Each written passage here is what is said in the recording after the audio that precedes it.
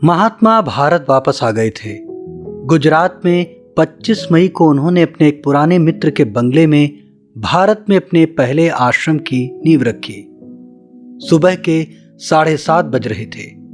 श्री सिन्हा और उनका पूरा परिवार गांधी साबरमती आश्रम के सामने खड़ा था।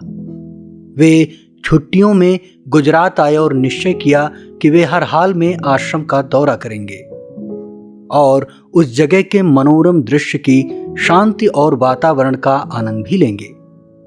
उन्होंने पूरे आश्रम के दौरे के लिए पहले से ही बुकिंग कर ली थी।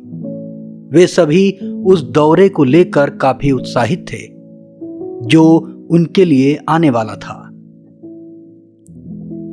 उन्हें नंदिनी नाम के गेस्ट हाउस में ले जाया गया जो गांधी के घर के पास स्थित है और जिसका नाम है हृदय कुंज।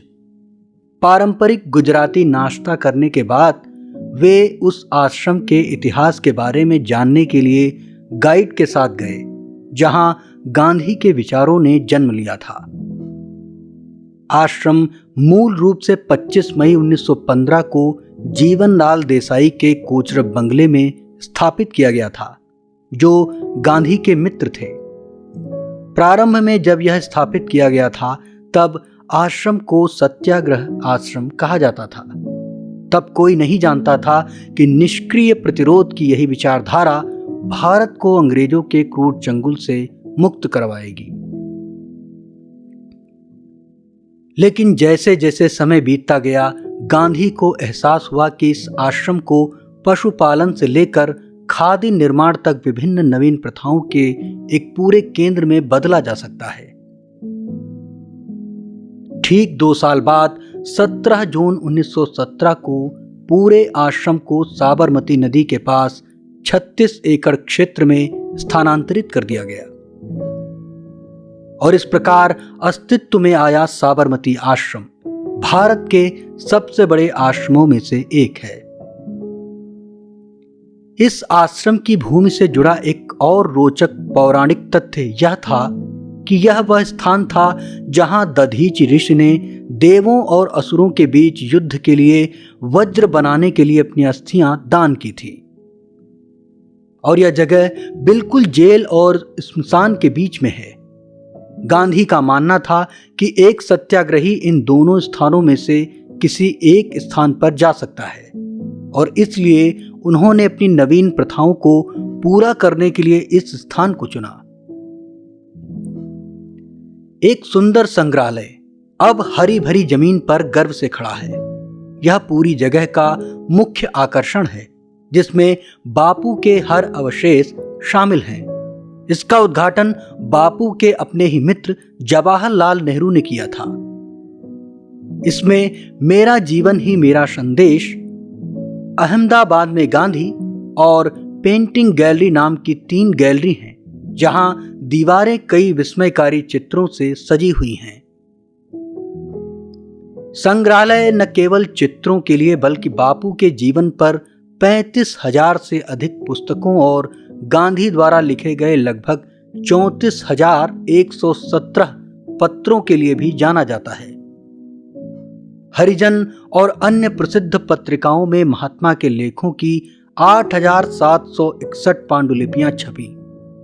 बापू और उनके सहयोगियों की 6,000 तस्वीरों की एक विशाल संख्या भी पुस्तकालय को सुशोभित करती है। आधा टूर खत्म करने के बाद गाइड पूरे परिवार को लंच के लिए पास के एक रेस्टोरेंट में ले गया, लेकिन आश्रम लौटने का उत्साह सभी की आंखों में साफ दिखाई दे रहा था। स्वादिष्ट दोपहर का भोजन करने के बाद उन्होंने फिर से आश्रम के सबसे महत्वपूर्ण स्थान हृदय कुंज में अपना पैर जमाया।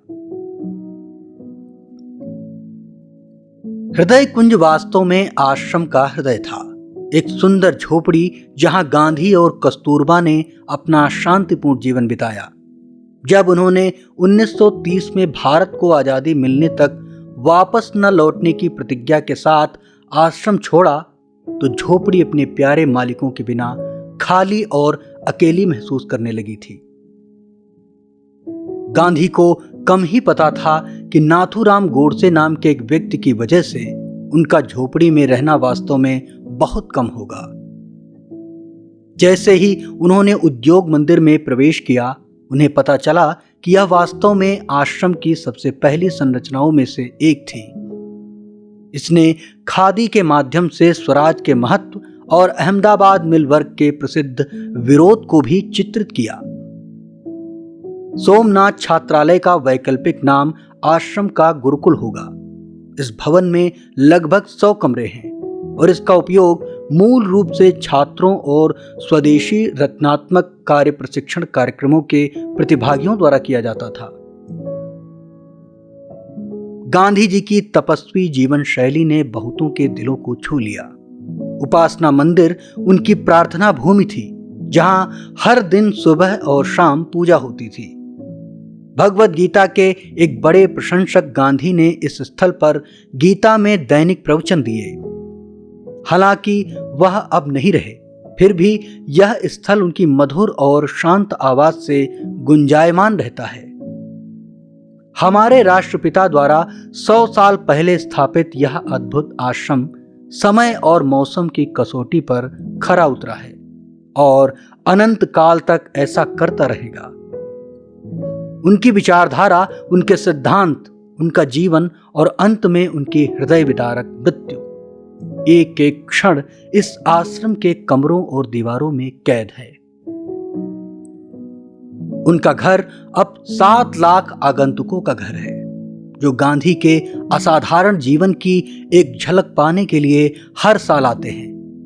और उन आगंतुकों में से एक श्री सिन्हा और उनका परिवार था, जो अपनी यात्रा के बारे में बताते हैं और हमें आश्रम के एक काल्पनिक दौरे पर ले जाते हैं।